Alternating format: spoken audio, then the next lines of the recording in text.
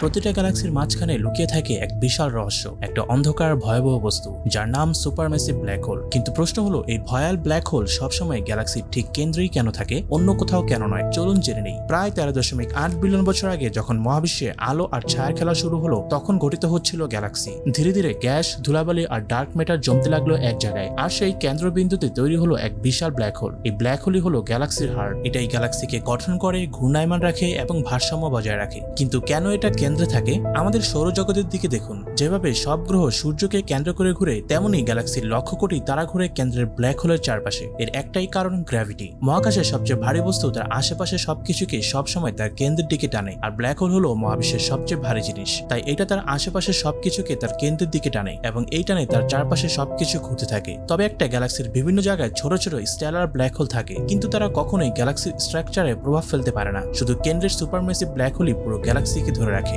একমাত্র কেন্দ্রই পারে এই ভয়াল শক্তিকে ধারণ করতে। কারণ সেখানেই জন্ম হয় মহাবিশ্বের সৌন্দর্য, এবং সেখানেই লুকিয়ে থাকে চরম ধ্বংসের ছায়া। এই ধরনের আরো ইন্টারেস্টিং ভিডিওর জন্য